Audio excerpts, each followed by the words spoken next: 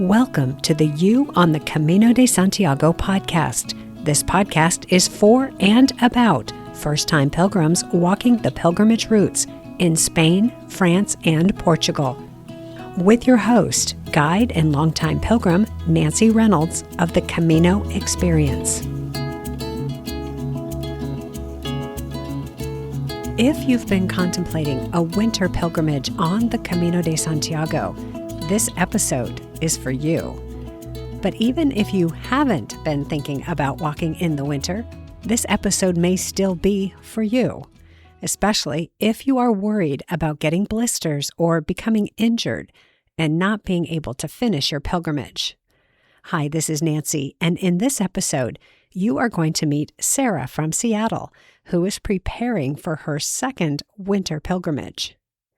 She is going to tell you all about her first winter Camino, and you may discover that is exactly what you've been longing for. What are the differences between an in-season pilgrimage and a winter pilgrimage? That's what you're going to find out today. Before we get to Sarah, I have some news to share. After many requests and lots of pushes and prompts, I have begun to venture into the world of video. Specifically, I am building out short-form videos that mirror some of the content from Season 1 of this podcast, breaking it down into short answers that anyone can flip through in those free minutes between the bigger things in life.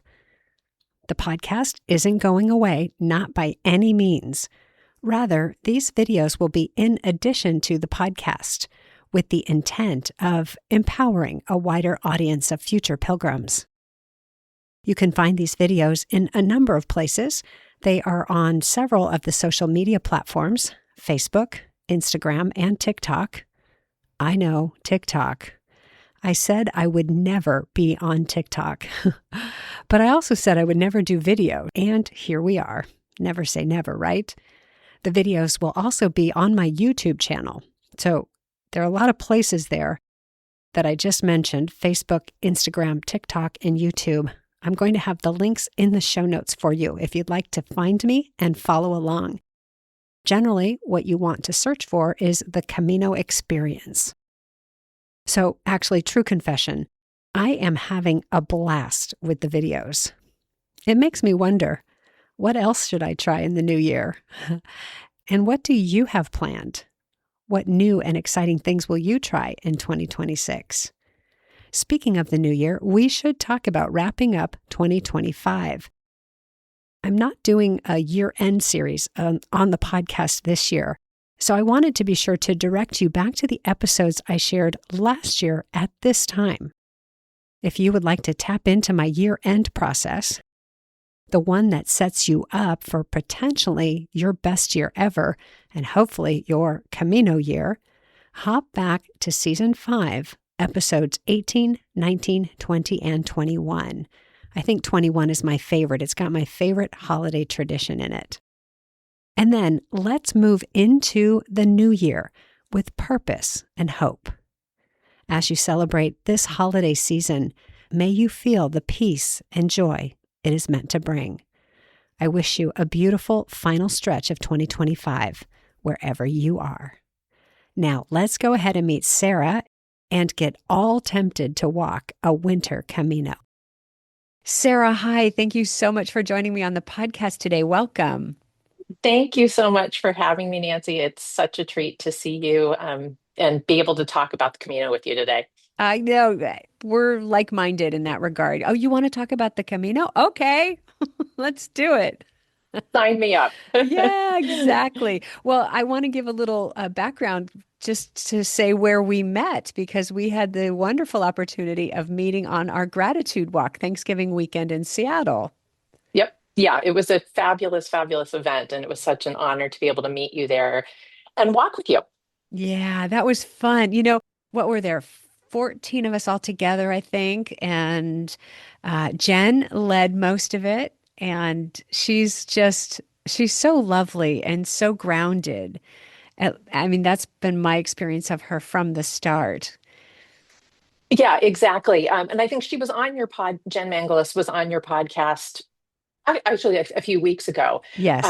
But it was she's a wonderful pilgrim, and she is just a treat to know. I think the other thing I wanted to mention in meeting you there was I knew you through your voice.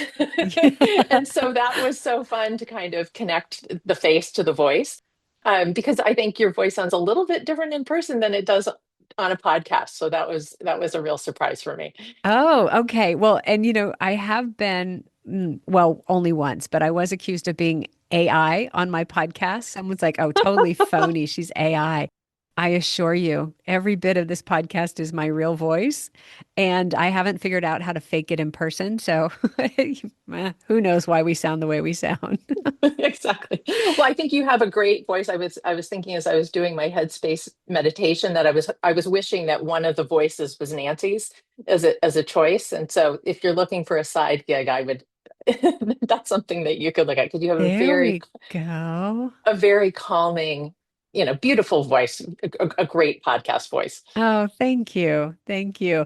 And it was lovely to meet you. And you said it was an honor to meet me, but I'll be really honest. It is such an honor for me to meet my listeners, to meet people who are willing to listen to what I have to say. And I don't know. I bet I'm not the only one who has always thought they had something to say and just wanted to share a message or share an attitude or a philosophy. There's got to be other people out there like that. And then just to have people say back to me that made a difference. It's just such a strong argument for people. Get out there and do what you're here to do.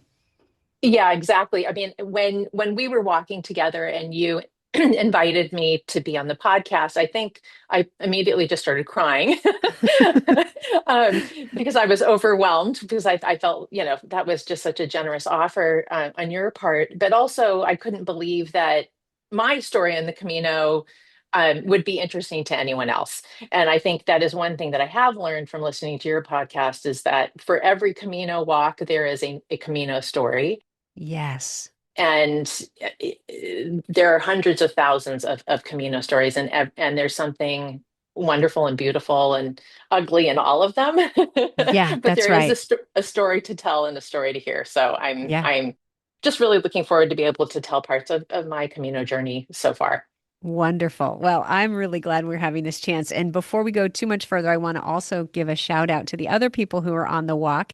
I got to meet Michelle and Terry and Carol as well, who are all podcast listeners. So shout out to all of you. I hope you remember meeting Sarah.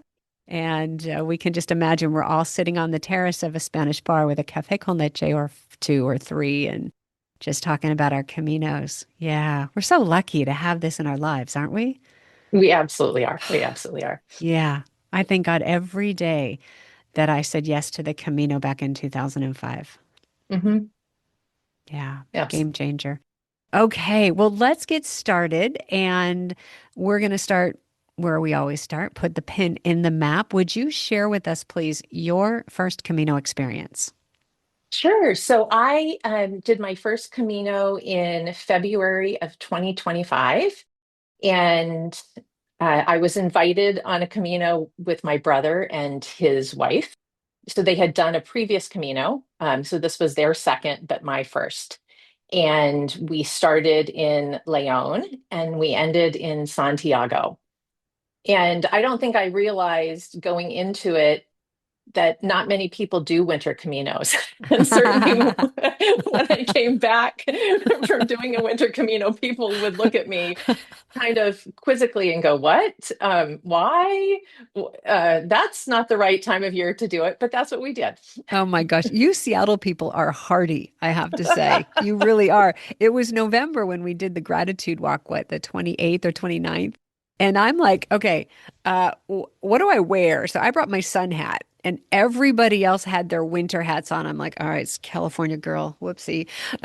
Like, oh, who are you people? You know what to do with this potentially harsh weather. And of course, it was glorious. But let's go back to Leon to Santiago, and then we're going to talk about winter because that actually was the main reason I wanted to have you on the podcast was to talk about walking in the winter. So we Yeah. might be able to inspire some people to get out there and walk before the main season or the busy time starts. So, Exactly. yeah. So, Leon to Santiago, how long did that take? How many days were you on the trail? So we had, I believe, 13 days scheduled, and we did it in 12.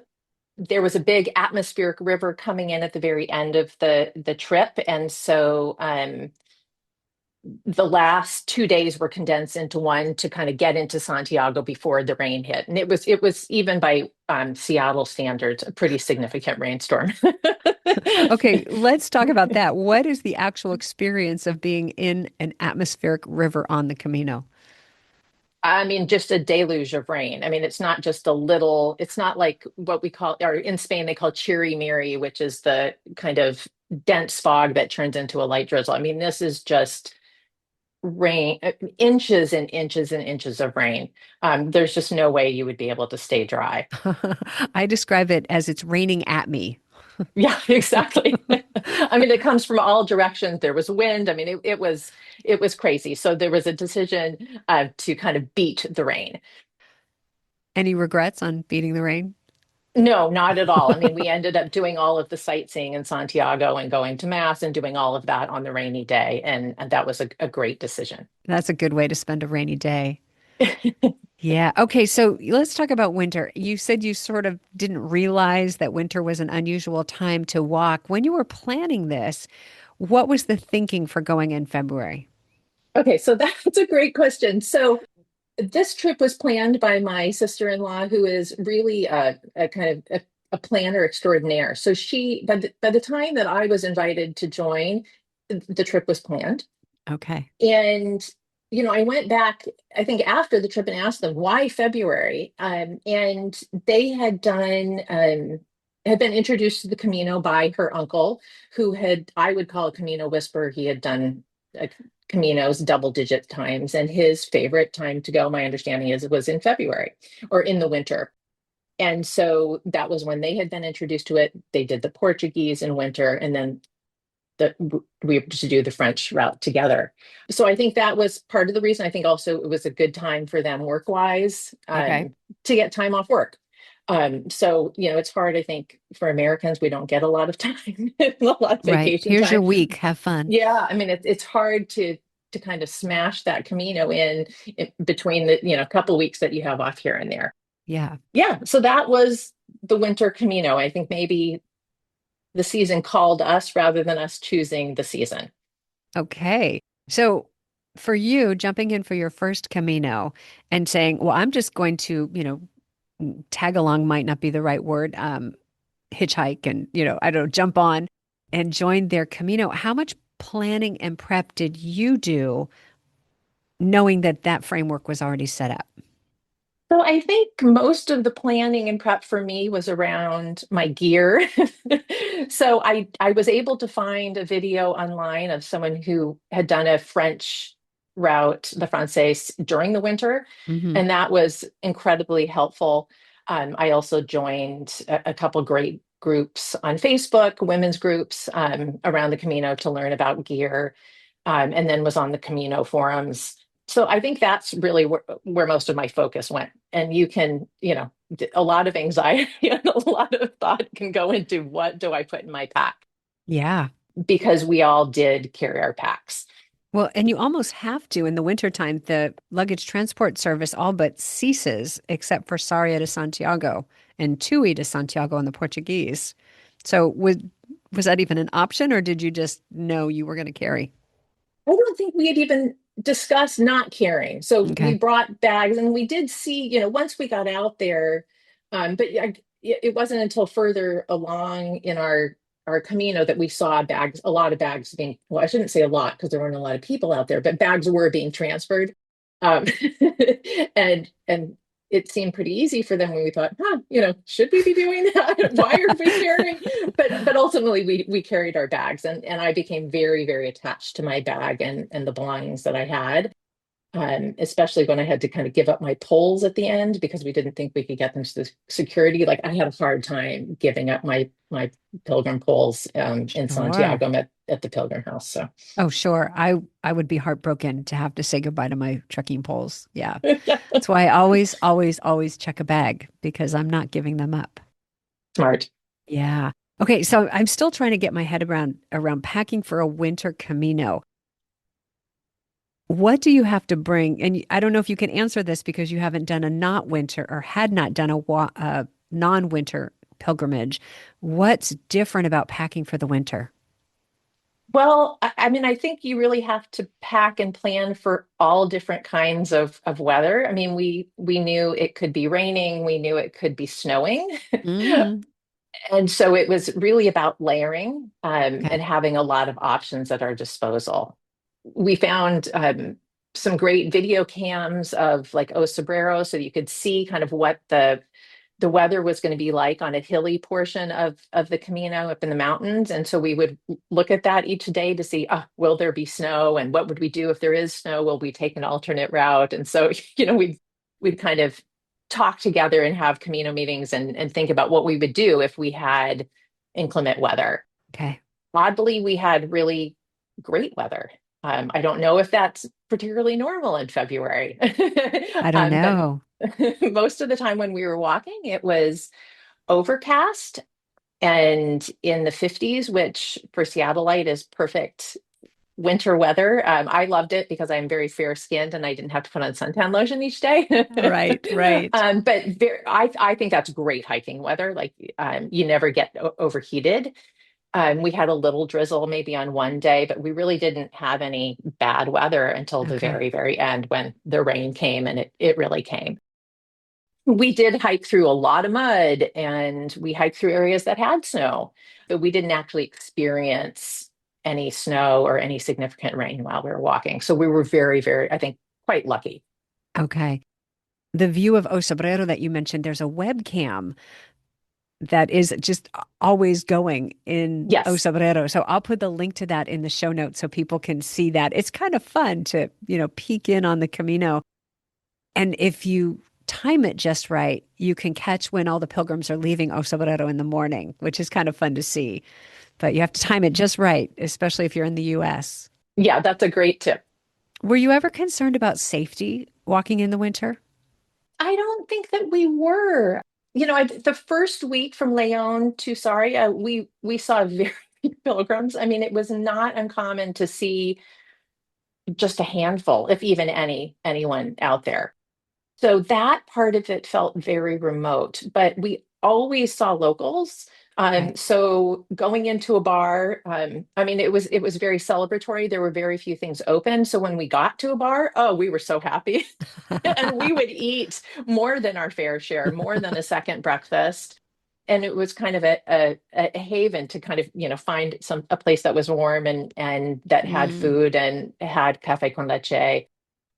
And so I think that experience was different in that we weren't waiting in a line behind pilgrims. I mean, it was just us, and they seemed very happy to see us. And our Buen Caminos throughout the day were with locals; they weren't with other pilgrims. But it never felt unsafe. But we definitely had days where we were really out, what felt like in the middle of nowhere, mhm. where we had to pack our food with us and make sure that we had plenty of water and everything that we needed because we weren't going to be, we would walk through towns that were completely closed for the season. Well, yeah, and that's an important thing to consider is how do you prepare? How do you know what's going to be open? I think we were expecting that there was going to be quite a bit more open than there was. And there was not. So it probably So didn't take you long to realize, all right, we're going to carry some food and some snacks and water, extra water. exactly. And if Yeah. if a bar is open, boy, you stop. And if there's another one open in a mile, you stop at that one too, because you may not see another. I love that. I love that. Well, so I'm imagining what a lot of people think of as the Camino experience is walking from town to town. You walk into a town and there's a bunch of tables and chairs out in front of the bar. That's the terrace, la terraza. and it's filled with pilgrims, and you see your friends, and hey, how's it going? Oh my gosh, I haven't seen you for 2 days. Or hey, how was that hill for you? That mountain was incredible. Where are you headed next? And you have all these great conversations. But I would imagine that's not so much the experience in the wintertime. No, no, I mean, we didn't experience that at all. We didn't see people. Sometimes we would kind of giggle and say like that we felt like we were in an episode of The Last of Us, which is kind of an apocalypse. Meaning there weren't people. Like, where are they? Uh-huh. But then you become really reliant, really on your pilgrim family, which just Uh-huh. happened to be the three of us. You brought So your we own. Exactly. So we were very tight and we had a great time. I mean, lots of laughing, giggling. I think we talked the entire Camino. I don't think there was much silence. But you're right. That was not it was not it was atypical in that way. But what I came to realize pretty quickly was that we had the Camino all to ourselves, which was a tremendous gift. And I don't think I really realized that until we got to Saria. And even though it was February, you start to see more people. Hmm. There are tour groups of middle school or high school age students. Oh, And so it went from, we just had everything to ourselves to, oh, we have to share the path. And do we really like having a big group in front of us or behind us? Should we stop and wait to let them pass? Because we like the tranquility. I mean, it definitely the dynamic changed. okay. Okay. So, one of the other key features of the Camino experience for a lot of people are the shared meals, where you gather around a table of 10 or 15 other pilgrims from all different countries speaking in all different languages, and you find the one that you understand or even the one you don't, so you get to learn some new words. Was that part of your Camino experience, the shared meals? No, I'm afraid not. We struggled to find places to eat, even in the evenings. So, because we were doing a winter Camino, my sister-in-law was really smart in we did all private accommodations, Okay. because there weren't a lot of places open. There were albergues, but very far and few between. And so she found places that served breakfast in the morning, and that was a godsend because we didn't have to walk to find food. It was right there in our accommodation. And then we could also, take some extra food from our buffet and pack that with us. But we often wouldn't see places to have a menu del dia during the day. And then when we got into our final destination at the end of the day, we would often get there at 4 or 5, but that's not dinner time in Spain. I mean, dinner time in Spain doesn't start until, 9. So we would often be looking for a place that would open a little bit early for us. And in some places we had great luck and they, would ask the chef in the back if they would, cook up a meal for us. And I think typically if we had cash, someone would, they were very generous and would make us a meal. And some of the best food that we had was in those instances. And other times they were like, hey, the kitchen doesn't open until 9 o'clock. You're kind of fresh out of luck. And so we would have to wait. So I think, yeah, the eating schedule is more challenging in a winter Camino. Interesting. Yeah, because again, that's so much the picture that people have of what the Camino experience is. And in Yep. wintertime, that isn't the Camino experience. No. And we realized, well, I think maybe I've always known this, Nancy, but I'm very food motivated. So I think I really like having good food, and especially in Spain, where I know there's a lot of it. But I will walk miles and miles for a good pastry or a good tortilla. Right there with you, sister. Yeah. So even having good snacks in my pack was really important. But yeah, I mean, you eat a lot when you're out there, and I was always looking forward to what we were going to eat next. I love that. Love that. Another thing I wanted to mention about food is when you're walking a Camino in the winter, it doesn't get light until much later in the day than you might expect. One, because it's winter, but two, the time zone in Spain is different than you might expect. They're not on the same time zone as Portugal. Right They're there, an they're more in. hour. Yeah, an hour ahead, I think it is. So, it wouldn't get light in the morning until quite late, as I remember it, like 8 something. Right. So we, Right. unless we wanted to be walking with headlamps, which we chose not to do, and we also would miss the breakfast in the morning at the hotel, and you're not getting out there early. You don't really need to because you don't need to beat the heat. And you're um, not rushing for a room or for a bed, so that's a different exactly. experience. Yeah. But you Yeah. have a different cadence in that you're not getting up early, walking, having breakfast out on the trail, and then having a menu del dia when you get into town at the end of the day. Because we were typically hiking and walking when most Spaniards and pilgrims would typically be eating. We just didn't often find places that were open during those hours. So it was bocadillos to the rescue. Oh my gosh. Wow. Yeah. So just imagining what that would be like. Huh. Huh. So how long were you on the trail each day, or how far did you go each day, knowing that you might have a shorter walking day than someone, say, in the spring or fall? Some days we were walking off stage, but most of our days were 12 to 15 miles walking, Okay. which we seem to all be similar paced walking. I mean, I think my sister-in-law, if I wasn't there, might have jetted out faster. But yeah, that was about the distance that we did. And I think that we probably averaged around 2.5 to 3 miles per hour walking. Okay, that's a good clip. Yeah, Yeah, yeah, that's a good clip. Okay. All right. So my next question, I have another question. yes. So all of this has me wondering, you went with a group of three people. How many solo pilgrims did you see on the trail? Let's just say before you got to Saria. I mean, I think that first week of, I don't even know if we saw 20 pilgrims total. Okay. We did see a few solo pilgrims. And then we did meet a couple that was walking with, I think, a guide Hmm. that they had hired to walk with them.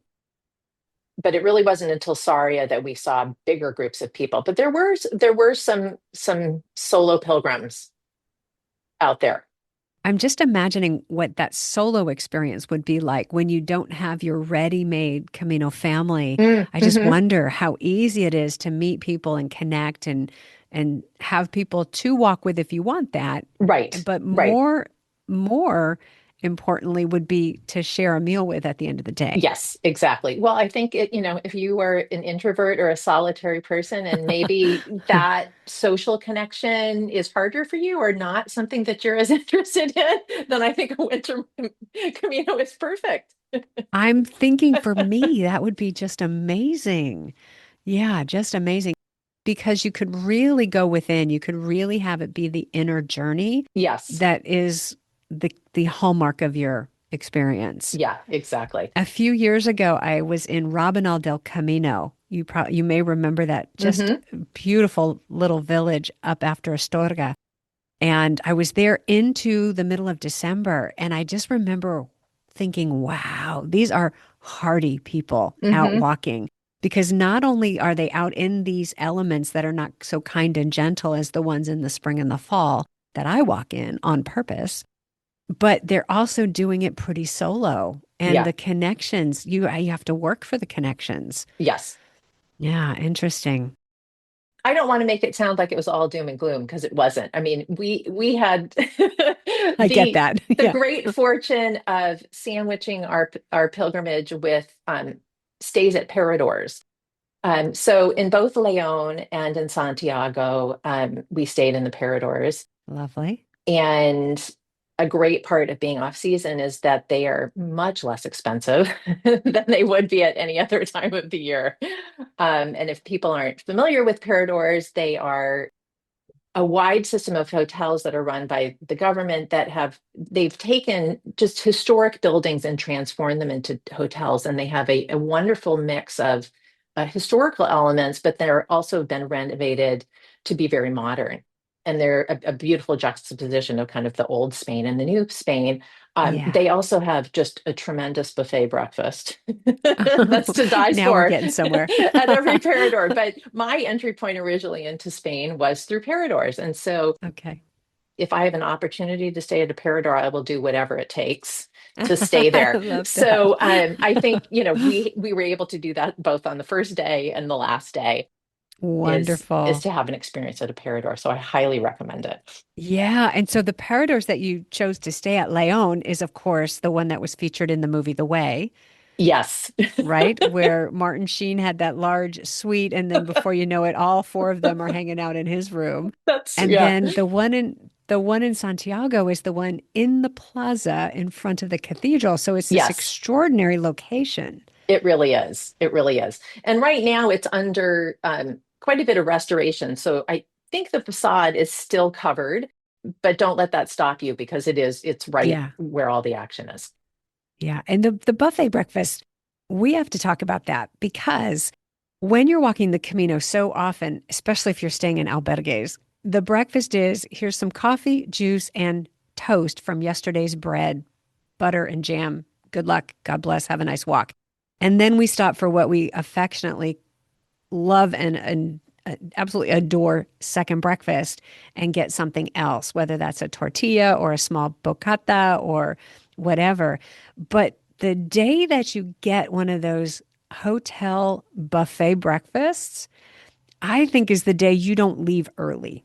You just, So true. you just, yeah, just like get your money's worth out of that buffet breakfast. Absolutely. I mean, and the breakfasts at the Paradors go on for miles, but then they also have a menu that you can order off of. Oh my And they're gosh. somewhat offended if you don't order hot food off of that menu. So you have more than you know what to do with. It is quite an experience. All right, let's tempt people. What's on the menu? What kind of things do we see at the buffet and on the menu at a Parador hotel? Every kind of baked good that you could possibly imagine. My favorite thing, which is fresh squeezed orange juice, which you find throughout Spain. Ubiquitous. Hmm. One of the things I loved in both Leon and Santiago was you could have padron peppers in the morning, which were fried and hot. Any kind of egg or omelet you would like, they would have a bar. You could have chocolate with churros, fresh fruit, which is often hard to find. Lots of different kinds of vegetables. I mean, it's everything that you can imagine. It's pretty amazing. Yeah. Okay, so I love all this. I love the picture of bookending the trip with the Parador hotels, giving yourself a little bit of extra luxury and comfort before you head out into the elements and after you walk out of the elements. Yeah, there's just so many ways that we can do this. Yeah, exactly. Here's the question we have to ask. Did it all go as planned? Oh, Nancy, no. No. I mean, so as beautiful as the Paradors were, and as wonderful as it was to have the Camino to ourselves, and as great as it was for me to have this time with my brother and his wife, I had tremendous problems with blisters, and it really rocked my world. So I did quite a bit of walking in Seattle Hmm. before I came to the Camino. I hiked with all of my gear. I practiced in my boots. I did long back-to-back walks on weekends, and I thought I had it nailed. And boy, was I wrong. Ah, And in the first week, had, yeah, quite a few blisters from my boots and decided to stop walking. And that was a really, really tough decision for me. yeah. Pause there for a moment if you would. Can you see if we can get you into the head and heart space that you were in when you had to stop? What was that experience for you? Oh, it was demoralizing because so much time and energy and money had gotten me to that point, and my feet just were not letting me go any further. I I just didn't feel like I wanted to go out the next day and have it be kind of a death march. I mean, it was really painful. And also because it was winter and we were in a section of the Camino that was starting to go uphill and we were having even longer days, I just didn't think that I wanted to get stuck in the somewhere where I wouldn't be able to be picked up by a taxi. Good thinking. Really Yeah. good thinking. Yeah. So I wanted to be safe and smart. And I also didn't want to prevent my brother and sister-in-law from being able to move forward. So I had to make that tough decision. And it was a hard decision to make because I felt like it was quitting. Yeah. I ask you to emphasize that because this is one of the things that I see all the time. Hmm. And people don't talk about it so much on social media is what does it feel when someone bursts the balloon of your Camino dream and it just goes whew, just like that. It's Oh, just deflated or gone or it is gut wrenching. yeah, it really was.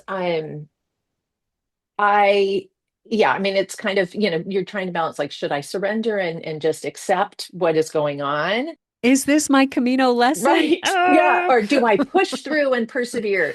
Because I think Yeah, culturally we kind of reward the people that go above and beyond and push their yep, body to its limits we and do. beyond. We do. But that wasn't the choice that I made. Okay. But it was still a kind of a difficult decision to live Sure. with because what I chose to do was take a cab to Saria to see if I could find new shoes. And I chose to go to Saria because it was really the next big city. And I just didn't know, in any of the towns in between, what was going to be open. Well, you can't find coffee. How are you going to find new boots? That's right. Come So on. I thought, okay, this is going to be, the best option. So, I was able to get a cab and just a lovely guy who was the cabbie for all the kids in the area. So he picked me up in his car and it was full of car seats. And so he was kind of the man that I needed, in that moment. He Oh, was just very kind and generous and took me to Saria. And I don't think was Saria was even a big town for him because we got lost and drove in circles, but it didn't matter because he was so charming. And he got me, to my next, to hotel. And there were two Peregrino stores open. And so I was able to find new shoes, but it was yeah, it was hard to not be walking on those days, and it was yeah. hard and not to be with my literal family and my Camino family Yeah. because Saria was pretty much shut down. If you were to walk into the old town, it was closed. The cash machine in the old town of Saria was turned off. There were whole hotels that were closed for the season. So Uh-huh. I wasn't finding other pilgrims and interacting with them. I was kind of having to sit with, my blisters and where I Yeah. was in this journey. And that was a hard transition Sure. to wait for them to arrive. Sure. That's hard. Yeah. That is really hard. Those are long days on the trail, but they are longer days sitting in a town waiting for people to arrive. Yeah. And it was an interesting switch too, because I had gone from kind of, I think, being on the Camino with my brother and sister-in-law, they had planned it. And so I kind of was along for the ride. And then all of a sudden, wait, oh, I'm back to being independent Sarah on my own and switching gears that way. So some pretty Uh-huh. interesting transitions in the journey. Yeah. But luckily they made it to Saria. The band got back together and we went Yay. off. And the tour Yes, continued. exactly. But but we hit more road bumps, or at least I did. So when I bought my new pairs of shoes, I didn't buy them big enough. So Oh no. what I learned, Oh, on kind of Monday morning quarterbacking was that I didn't realize how much my feet were swelling. okay. And so I thought going from boots to trail runners was the answer. And I bought a pair of Hoka Speed Goats and they were super comfortable until they weren't. And I Uh-huh. think I needed at least a half size to a whole size bigger. So, we had a couple really successful days out there, and then the blisters came back in all new places. Oh my goodness. Bottom of the feet, on the heels, everywhere. So I had to stop again. Oh gosh.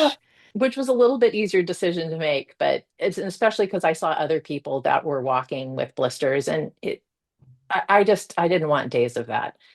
Yeah.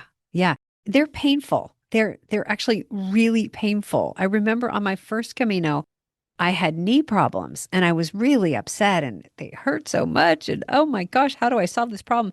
and I solved the knee problem. And then I got blisters. I'm like, duh, can I have the knee problem back, please? Exactly. Yeah, I mean, those little tiny blisters can cause an So much inordinate pain. amount of pain. And So I much think pain. especially when you're tired, you just kind of feel everything more, Yeah. so Yeah. your emotions run higher. The pain seems Absolutely. worse than it might if you were well rested and didn't have jet lag. Exactly. So yeah, so I ended up having to stop again. But the second time around, I felt like I was more like a pro. I knew the drill. I could do this. I'm not going to make this mean anything. It just means I have blisters and I'm going to take care of myself. Yeah. But we had kind of discussions. I was really upset. I thought, oh, I'm not going to be able to get my Compostela. I haven't walked enough miles. I'm not going to be able to walk into Santiago. I mean, there was a lot of emotions and around that. And so what I ended up doing was on the last stretch, I took a bus into Santiago and then got to the Parador a little early. And then what I did was ended up walking backwards, so out of Santiago to meet my brother and sister-in-law, so that when they entered Santiago, we could all walk in together. I would Lovely. still, be able to get my pilgrim passport. Hmm. And I had walked many more miles than I needed to Yeah. to earn that. But it was not at all what I had expected as far as walking. And I had really envisioned that I would walk every mile. And I really thought, too, going into it, and even after I left my Camino, that a true pilgrim was someone who walked every mile and didn't Uh-huh. take a bus or didn't take a cab. And I kind of had that voice in my head for quite a while after I left. And it took me, listening to your podcast, which someone had introduced me to kind of get that out of my head and realize it doesn't go to plan. I have yet to meet a pilgrim whose Camino goes to plan. Exactly. And also that there are many, many ways to do a pilgrimage. Hmm. And when you make a choice to forge ahead or to stop, that comes with pros and cons, just like any Yeah. decision that you make. There's no right way to do it. So, I think it's something that I, still think about every day. Could I've plowed ahead? Well, sure I could have. I don't know what that Mm. experience would have been like for me. That wasn't my choice, but I probably could have. People who I've met who or heard of who have done that, the blisters get infected and they go to the hospital Yeah. and then they go home. Yeah. Yeah. Ouch. Ouch. So Yeah. that This idea of true pilgrim, I simultaneously love and hate it. mhm. I really don't like it because it's just so judgy and so I'm better than you are. Yeah. But I also love it because it gives us the opportunity to talk about it and explore it and to really ask the question for me, what would make me a true pilgrim? Yeah. The church says only one thing about it. Actually, two things. The church says that you walk a certain number of kilometers arriving at the tomb of St. James, and you do it with a Christian attitude. Now, if we did a poll, I don't know how many people would say that they are specifically with a Christian attitude. Mm. You know, it also has been interpreted as with an attitude of seeking. So you were seeking solutions to your blisters the whole darn way. For me, that qualifies.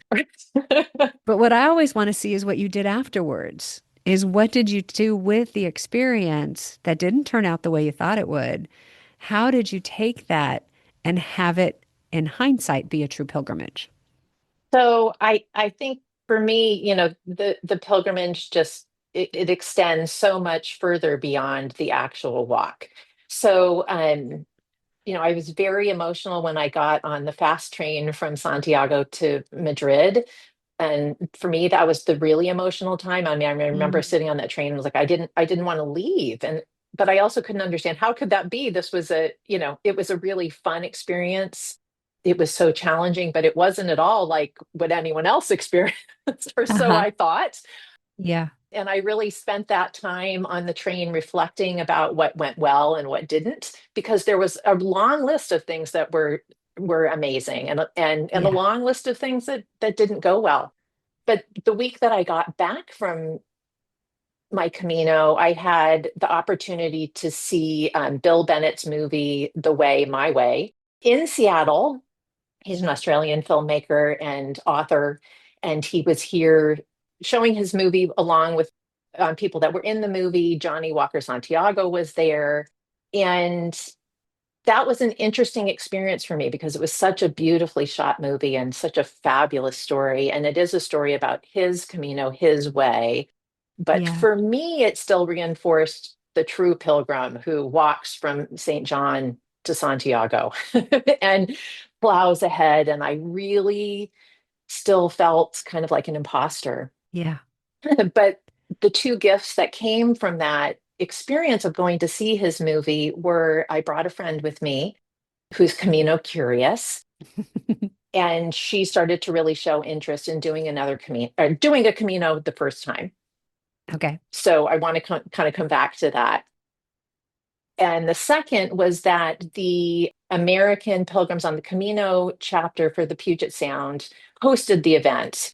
And I learned about them. And I Great. started to go on the walks that they offer monthly in Seattle. And that really became kind of my pilgrim family beyond my brother and sister-in-law.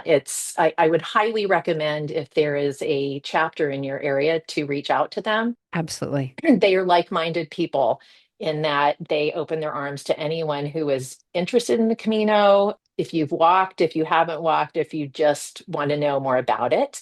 And Yeah. it was a great way for me to process my Camino because they would ask me, what's your story? And I would say, I did a winter Camino. They would roll their eyes. What were you thinking? I would You live tell in Seattle. You could do that here. I would tell them my story, and then someone said to me, it sounds like you're still processing your Camino.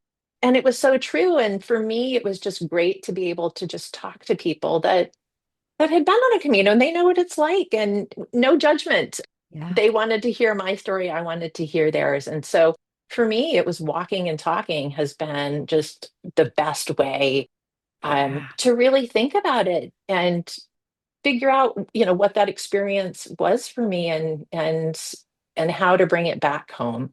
Love it. And that kind of brings me to my friend who is Camino curious. She is wanting to walk a Camino to celebrate a big birthday. And so I decided that to walk a Camino with her next year.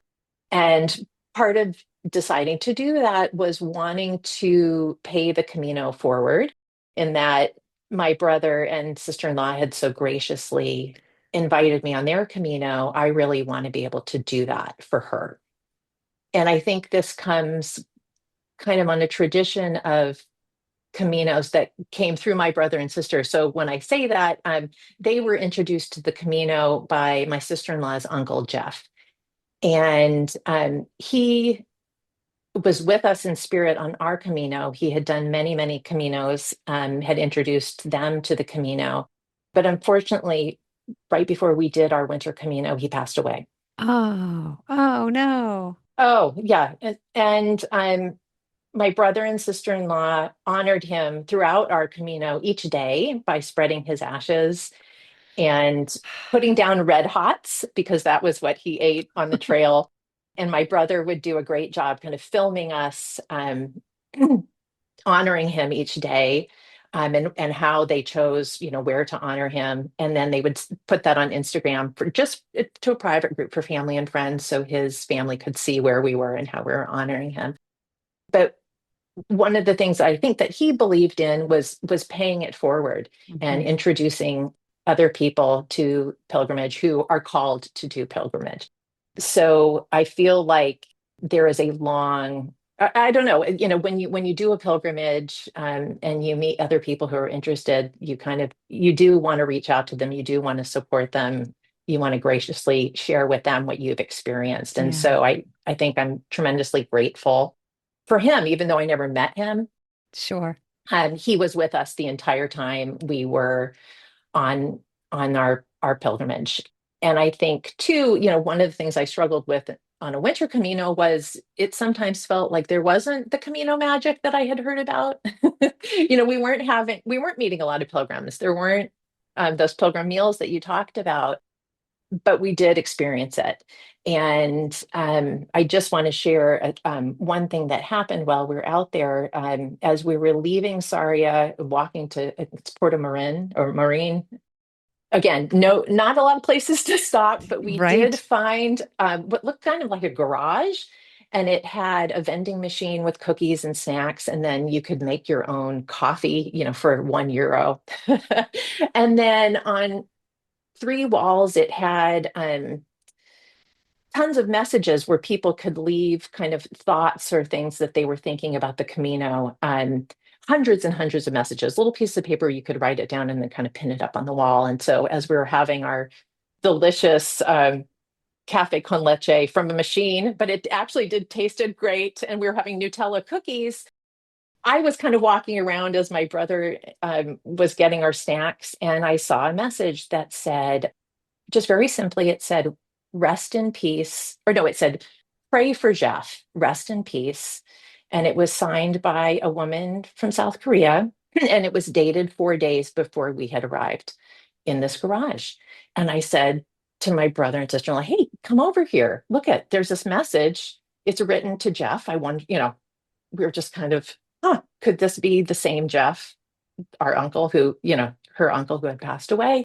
And I think we just didn't really need to know what to do with it. We took a picture of this message, and lo and behold, this is a woman who was out on pilgrimage who had known Jeff. She's doing Winter Camino because that was the time of year that she had met him, and this was her remembrance to Jeff. And we found it. We found that message, and when we got home, we were able to find her and communicate with her through email, and it was incredibly powerful. So I had the opportunity, before we talked today, Nancy, to go back and read those communications. That is the magic of the Camino. And sorry, I'm getting emotional speaking of it. It's just something you can't bottle it up, but Yeah. those experiences are just amazing, and Yeah. you can't explain them, but somehow we were connected through what felt kind of space-time continuum Yeah. across cultures, across continents, and that is kind of what the Camino to me is all about. So yeah, I mean, as hard as the Winter Camino was, for moments just like that, Yeah. it's worth it, and it keeps giving. The Camino keeps giving, every day. We have to widen our definition of Camino magic, I think. Yes, yes, Yeah. And the exactly. other thing, though, the other thing, and I think this is really important, until you're on the Camino, you only have reports of other people's Camino magic. Yes, You don't actually know what that is. You don't know what that feels like. right. I mean, when we walk out of Roncesvalles in the morning early and it's misty and just mystical, and you walk for 30 minutes through this forest and there's a break in the bushes and you just sneak over to see what's there and you have a view back of Roncesvalles and the beautiful old monastery buildings. That's Camino magic. That's that awe and Hmm. wonder moment. Your Yes. experience of finding that message, that interaction with a cat on the side of the road, that Yep. conversation with a person who you just would never talk to in normal everyday life. There's no way to understand Camino magic until you're on the Camino. And then your challenge is to find Camino magic in everyday life. Yes, that's absolutely true. Yeah. Oh, I love all this. Okay, well, I want to just we've been going for a while, so I want to head towards wrapping this up by talking about what's next for you on the Camino, because I think you've got some more Camino plans. What's coming up for you? Yeah, so I'm going back to do another Winter Camino. Crazy person. So we're getting our group back together. My brother, sister-in-law, and I will be heading to southern Spain to do the Camino Mozárabe. We will be starting in Almeria, and walking to Cordoba. in February of 2026. Gosh, that's amazing. Have you been to that part of Spain before? I have, and they have as well. But I think a big draw is that it will be a little sunnier, I think, than Galicia Yes, in yes, February. predictably. And, Yeah. the architecture in some of those bigger cities that we get to walk through have stunning museums and churches that we want to visit.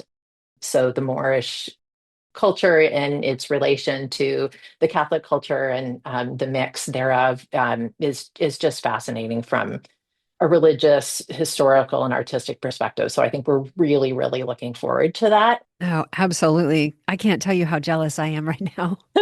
Yeah, so it's a path that, it's harder to find information. Uh-huh. There aren't books about it, but there are a couple Camino groups in that area that really support pilgrims and call Okay. themselves Camino Angels. So we know how to get in contact with them on WhatsApp, and Okay. so we're really looking forward to that journey. What's the name again of that one? Camino The Camino Mozárabe. Mozárabe. I'll have that in the show notes so people can just Great. at least see how that is spelled and see so they can start their research. Yeah, and then I'll be going back also in the fall of 2026 to walk the Portuguese route with my friend who will be celebrating her a big birthday. And we will be walking from Porto to Santiago. And we've chosen to walk the littoral route out of Porto to the central route to the spiritual variant to Santiago and then on to the coast. So it's a little more complicated. Oh my gosh. I've started planning the Portuguese. I'm thinking of walking it next year as well. And I keep looking at it going, okay, go left, no right, no straight, no where how do you piece this together? So, and I'm taking other people's itineraries and going, looking on the map, going, that could work, that won't work. I don't want to do that. Yeah, it's a complex thing for sure. That's right. A lot How more fun. choices. Yeah, but how fun. Yeah. You can really customize it to what, Yeah. what works for you and what you're interested in. So I'm looking forward to the variety. And I think what's so fun about doing additional Caminos is like it's just a completely new and different experience. There is, Uh-huh. I guess in my mind, there is no one route. There's many routes and many ways to do it. And so I'm really open to trying lots of Yeah. different things and seeing what I like and what I don't like and just opening my eyes to new experiences. I love that. Yeah, you really just have to love walking and the rest will unfold from there. That's so true. And it's so interesting to me. People talk about the Camino experience like there's one, and there's so many different routes, and there's so many different variations within the routes, but the variation really comes in that no two people are the same. Hmm. And so there are commonalities to this experience, but your journey and my journey, we could walk the same route side by side. It would be a different Camino. Yep. It's so mind-boggling to me. Just amazing. Well, Sarah, this has been absolutely delightful to spend this time with you and hear about your experience and just dive into some of those additional variations that we don't usually get to talk about. So thank you so much for your time. Well, thank you, Nancy. I really enjoyed being here and buen camino. Buen Camino to you too. All right. I hope you'll come back and talk about the Mozárabe Camino and the Portuguese after you do those routes. Perfect. I would love to. All Thanks right. so much. Take good care. Thank you. Okay. Bye. Bye-bye.